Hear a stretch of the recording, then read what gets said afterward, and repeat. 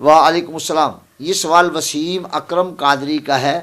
हुजूर क्या कब्रस्तान में कुरान पाक नहीं पढ़ सकते?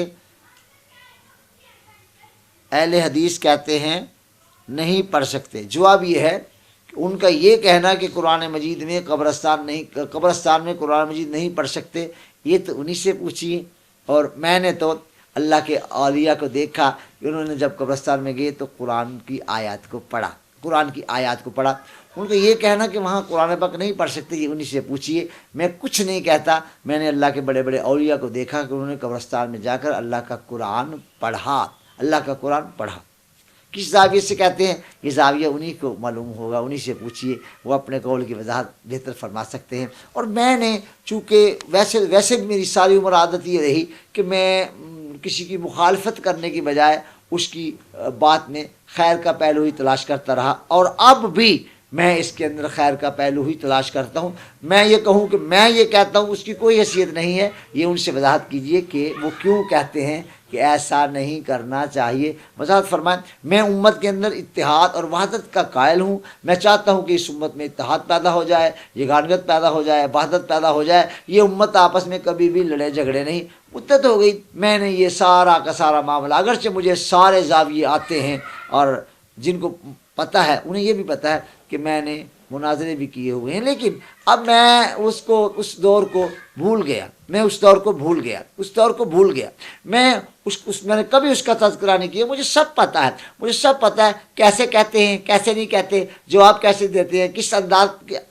मैं अब ये कहता हूँ कि मुझे ये समझो कि मैं मिट गया।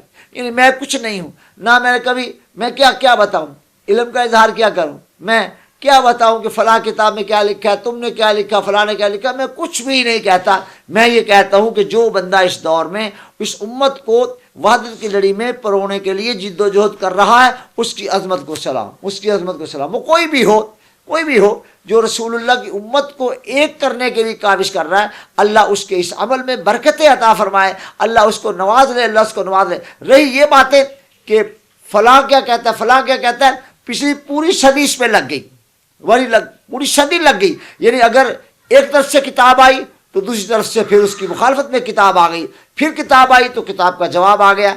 कई मुझे नस्लें याद हो गई हैं कि फलां ने ये कहा तो फलां ने ये जवाब दिया।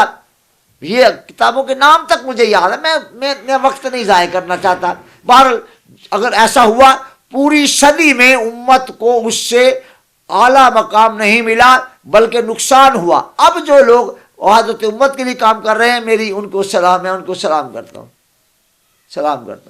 आप भी उलमा, आपसे गुजारिश है, कहो तो हाथ जोड़ दूँ, उम्मत की वहदत के लिए काम कीजिए। उम्मत के अंदर लड़ाई फैलाना ये कोई कमाल नहीं है। उम्मत को प्यार करना, मोहब्बत करना और कहना कि एक दूसरे को बर्दाश्त कर लो, कोई बात नहीं।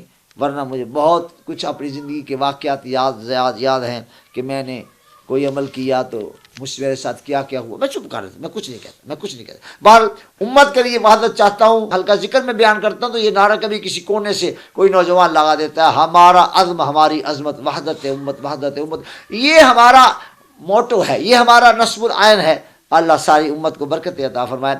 और आप कभी भी इस जाविये से देखा करता था, मैं भी देखा करता था, लेकिन अब मैंने छोड़ दिया। मैंने अपने अकाबर को, उनमें अल्हम्दुलिल्लाह बड़े बड़े उलमा मुझे याद हैं, बड़े बड़े मशाइख मुझे याद हैं। उन्होंने उम्मत की वहदत के लिए आखिर काम को पसंद कर लिया और मैं भी उम्मत की वहदत ही के लिए काम कर रहा हूँ। जितना हो सका। जब तक मैं जीता रहूँगा काम करता रहूँगा, जब तक मुझे ज़बान है इसको सरकार की उम्मत की वहदत के लिए चलाता रहूँगा। और मैं एतराज़ बराए एतराज़ करने का कायल नहीं हूँ। इसमें कुछ नहीं मिला।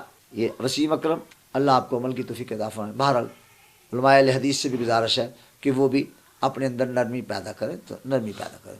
हजूर आप नरमी पैदा कर लीजिए, बड़ा फ़ायदा होगा।